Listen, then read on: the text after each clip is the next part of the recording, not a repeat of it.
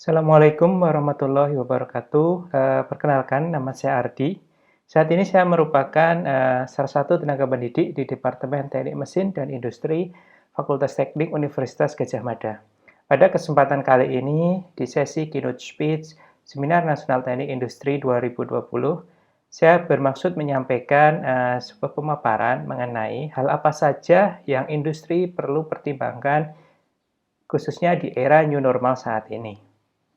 Hal yang melatar belakangi pemaparan saya adalah sebuah fakta bahwa pandemi corona di Indonesia belum berakhir ya. Hampir semua prediksi yang ada, baik itu yang berakhir di Juni, lalu Juli, ataupun Agustus, itu boleh dikatakan meleset. Nah, tapi ada satu prediksi yang belum terbukti, yaitu prediksi yang memperkirakan bahwa Corona ini akan berakhir di akhir bulan Oktober. Nah, apakah benar prediksi tersebut? Kita bisa lihat dalam beberapa hari ke depan. Karena adanya ketidakpastian mengenai kapan berakhirnya pandemi ini, maka pemerintah, baik itu pemerintah pusat atau pemerintah daerah, mulai menggaungkan apa yang disebut dengan adaptasi kebiasaan baru. Adaptasi kebiasaan baru ini digalakkan karena ada sebuah asumsi bahwa kehidupan harus tetap berjalan ya, proses bisnis harus berjalan tanpa mengesampingkan apa yang disebut dengan protokol kesehatan dalam rangka meminimalisir terjadinya penularan COVID-19. Selanjutnya, apabila kita ingin melihat adaptasi kebiasaan baru atau new normal, maka setidaknya kita bisa membaginya menjadi dua jenis aspek ya. Aspek yang pertama terkait dengan aspek medis, lalu aspek kedua terkait dengan aspek non-medis. Apa itu aspek medis? Jadi boleh dikatakan aspek medis sendiri bisa kita lihat dari berbagai bagian ya. Yang pertama terkait dengan personal aspek ya, atau terkait dengan aspek individu. Salah satunya adalah penggunaan masker, lalu ada hand hygiene, mencuci tangan, penggunaan hand sanitizer, lalu physical distancing ya, menjaga jarak satu dengan lainnya. Lalu tidak kalah penting juga adalah respiratory etiquette atau etika ketika seseorang itu batuk, seseorang itu bersin, dan lain sebagainya. Aspek medis yang lain terkait dengan aspek lingkungan ya. Salah satunya adalah modifikasi layout. Seperti Bapak Ibu tahu, ketika kita pergi ke tempat ibadah ya, baik itu di masjid, gereja, maka kita tidak bisa lagi ibadah secara berdekatan ya. Kita harus beribadah dengan jarak misalnya 1 meter di depan, 1 meter di belakang, 1 meter di samping, dan lainnya. Selain itu, tidak kalah penting terkait dengan signage, yaitu rambu-rambu ya. Misal ada rambu penggunaan masker, rambu-rambu untuk jaga jarak, dan lain sebagainya. Tidak kalah penting juga terkait dengan supplies for hygiene ya. Jadi ketersediaan sabun, air, lalu hand sanitizer. Ventilasi juga penting ya, Bapak Ibu. Selain itu ada juga physical barriers. Kalau Bapak Ibu pergi ke minimarket, maka bisa kita lihat ketika kita ingin membayar, biasanya di bagian kasir itu ada pipa kotak yang di dalamnya itu dikasih plastik transparan. Nah, itu salah satu bentuk physical barriers. Tidak kalah penting juga yaitu disinfect surface. Jadi penting bagi kita untuk selalu mendesinfektan permukaan yang sering disentuh banyak orang. Selain aspek individu dan aspek lingkungan, tidak kalah penting juga aspek organisasi ya. Jadi organisasi wajib melakukan beberapa hal, diantaranya temperature screening. Jadi untuk memastikan yang masuk ke suatu fasilitas itu kalau dari segi suhu itu aman ya. Lalu symptom screening, jadi apakah ada gejala terkait COVID-19 dan lain sebagainya. Dan juga terkait dengan policy change, seperti kita ketahui bahwa adanya pandemi COVID-19 ini telah merubah banyak aturan ya. Komunikasi juga penting ya, baik itu komunikasi terkait edukasi ataupun training ya. Seperti Bapak Ibu ketahui, kita perlu tahu apa itu COVID-19. Selain itu, kita perlu tahu bagaimana penyebaran COVID-19. Lalu lebih lanjut kalau di level organisasi kita juga perlu tahu bagaimana sih proses tracing dan lainnya. Apabila Bapak Ibu tertarik ya untuk membaca lebih dalam mengenai aspek-aspek ini, Bapak Ibu bisa kunjungi tautan di sini ya, tautan di sini.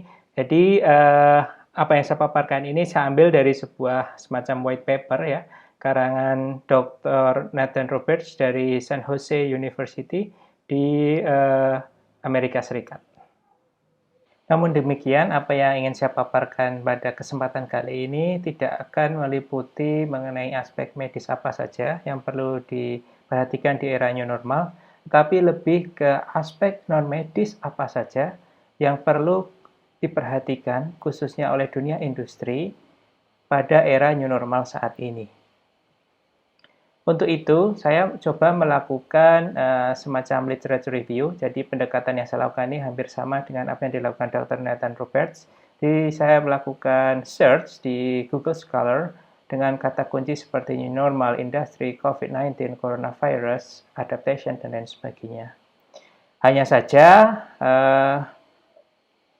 ketika saya lihat hasil search-nya boleh dikatakan untuk artikel-artikel terkait new normal, khususnya artikel di jurnal dan proceeding itu masih sangat terbatas ya apabila kita berbicara aspek-aspek non medis.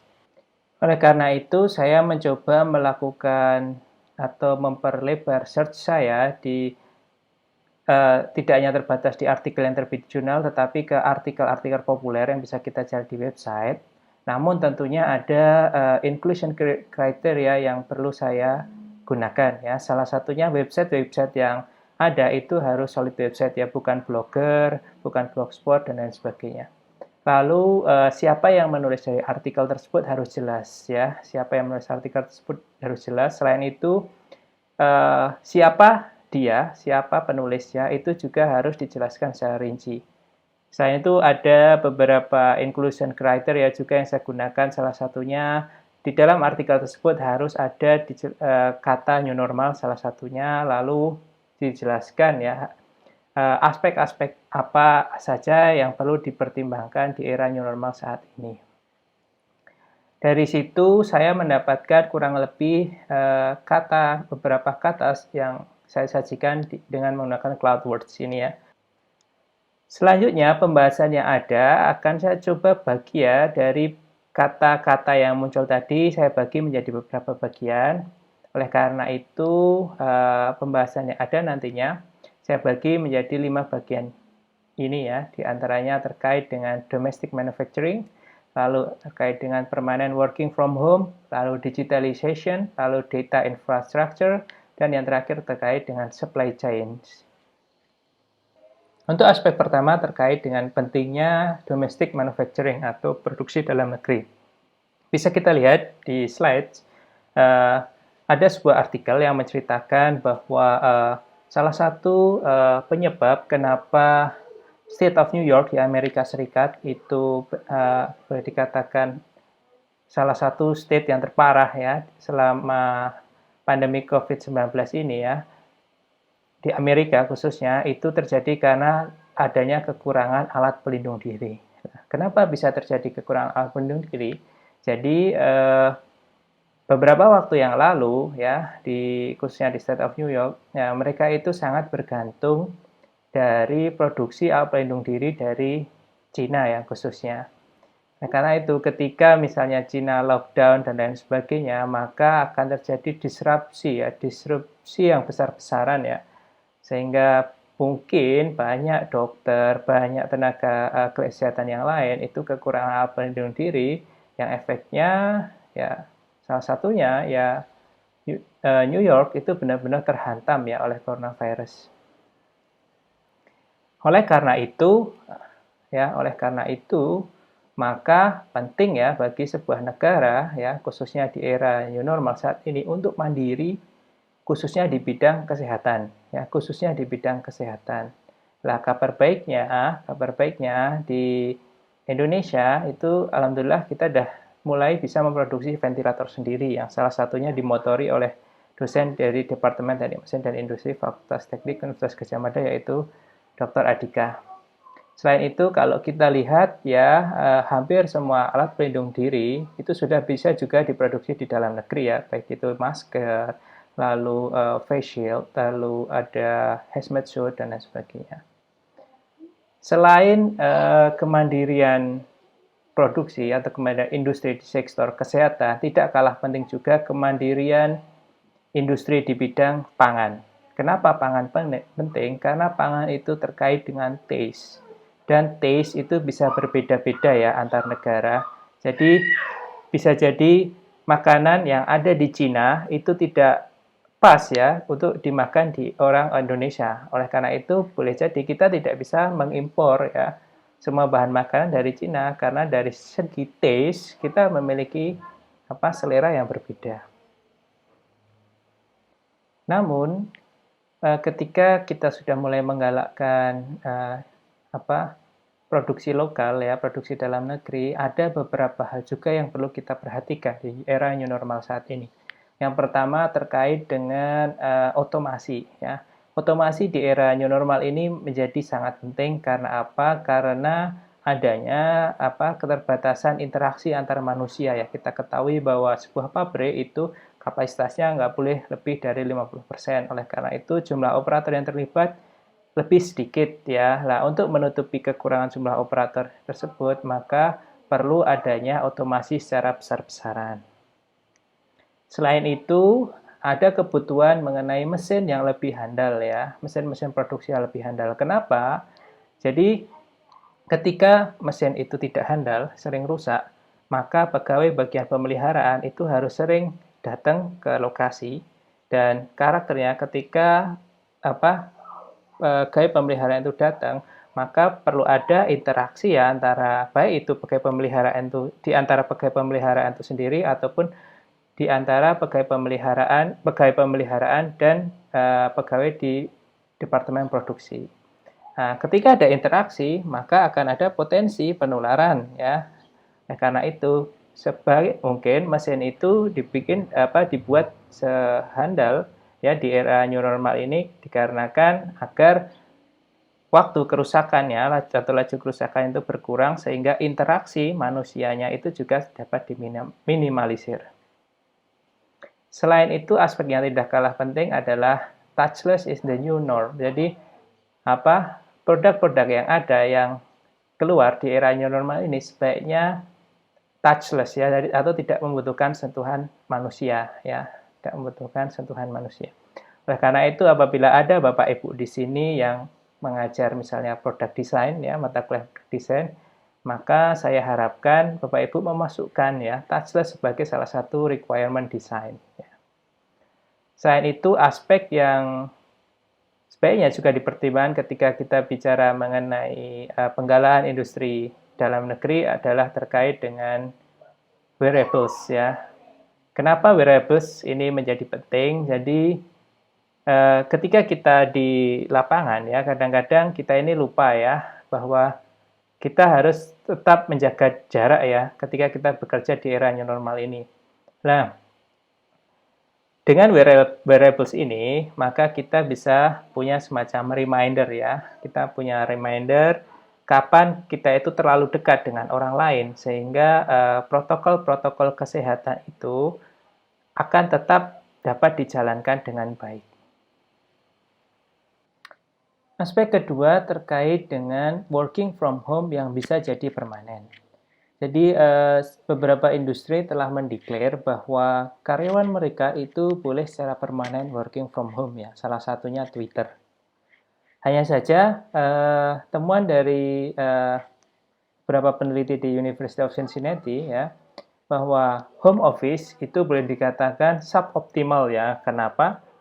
Karena banyak aspek yang berada di rumah itu tidak didesain untuk digunakan untuk bekerja dalam waktu yang lama.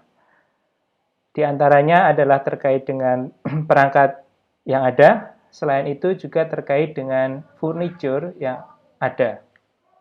Ketidakoptimalan terkait dengan perangkat yang ada itu salah satunya dikarenakan karena penggunaan laptop ya.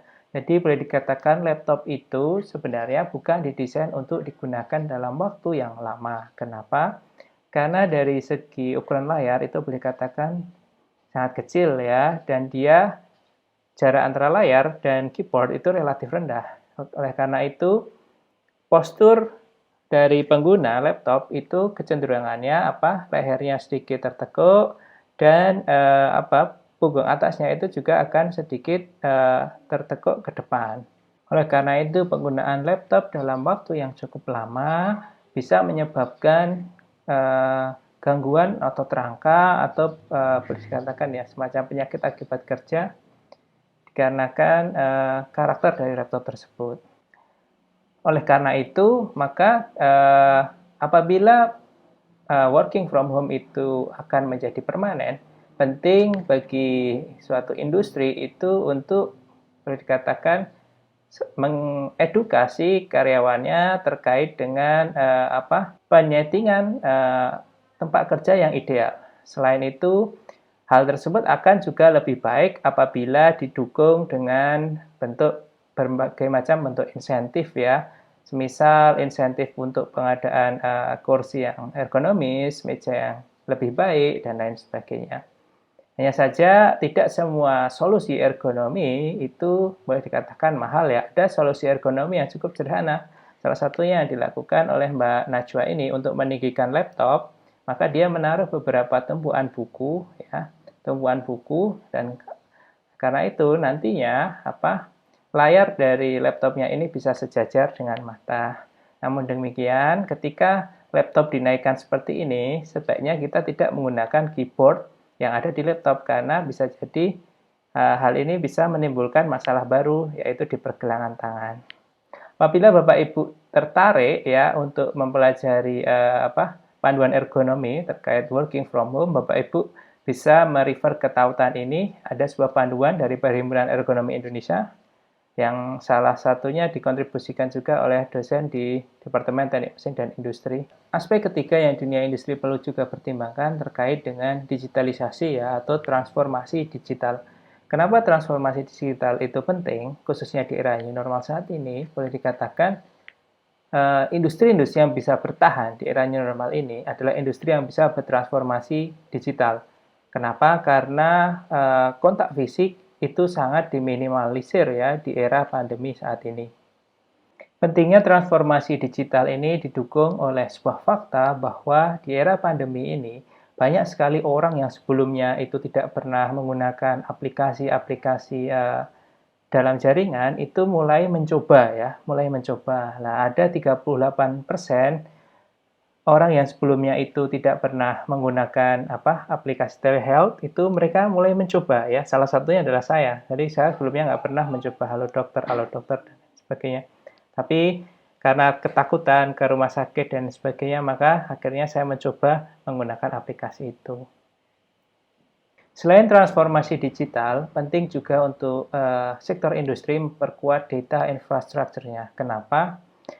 Bisa kita bayangkan ya, sebelum era pandemi ini terjadi, komunikasi antara orang ya di sebuah industri itu boleh dikatakan bisa dilakukan secara langsung ya. Satu bisa dengan tiga, tiga langsung secara dua.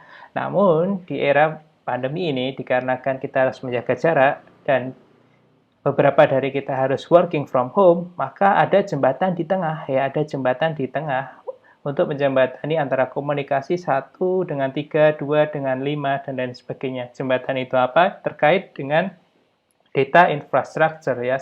Data infrastructure apa saja yang perlu diperhatikan ya? Yang pertama terkait dengan internet connection ya.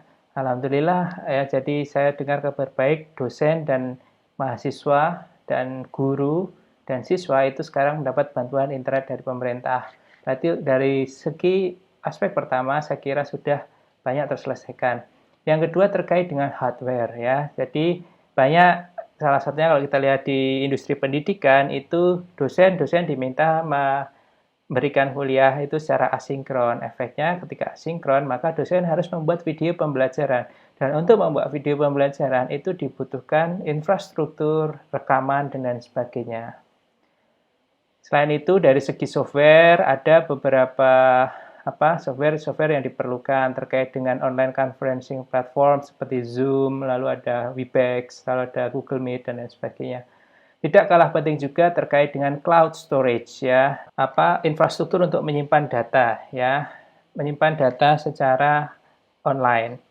Nah, hal ini menjadi cukup menarik ya. Kenapa? Jadi studi yang saya lakukan itu menunjukkan bahwa ada 1-2 dosen itu yang kesulitan ketika dia harus working from home, maka mahasiswanya itu harus mengirimkan tugas kan, misalnya ke Google Drive dia kan, misalnya lewat Google Classroom. Nah, ada 1-2 dosen itu yang ternyata dia tidak berlangganan Google Drive secara untuk kapasitas besar. Walhasil ketika mahasiswanya itu mengumpulkan tugas, maka banyak sekali tugas yang bisa dikatakan tidak sampai. Oleh karena itu penting bagi universitas ya kedepannya itu juga mulai berpikir mengenai penyediaan atau infrastruktur terkait dengan cloud storage. Yang tidak kalah penting juga terkait dengan online collaborative platform, lalu terkait juga dengan data security. Terkait dengan brainware, training, dan technical support itu juga penting. Kenapa? Karena ya banyak di antara kita itu belum terbiasa dengan software-software yang ada ini. Oleh karena itu, investasi di sini itu juga akan menjadikan meningkatkan competitiveness dari sebuah industri. Hal terakhir yang ingin saya paparkan terkait dengan perlu ada tinjau ulang mengenai rantai pasok ya dari dunia industri, khususnya di era new normal saat ini. Kenapa? Jadi boleh dikatakan salah satu pukulan terberat ya di dunia industri ketika kita bicara mengenai rantai pasok adalah terkait dengan global suppliers. Jadi dikarenakan lockdown lalu pembatasan transportasi dan lain sebagainya, maka supply untuk produksi, khususnya supply yang berasal dari negara seperti Cina, lalu negara lain yang pada awalnya itu terhantam sangat keras oleh coronavirus, itu sedikit terhambat. Karena ada hambatan itu, maka proses produksi itu bisa jadi mundur dan lain sebagainya.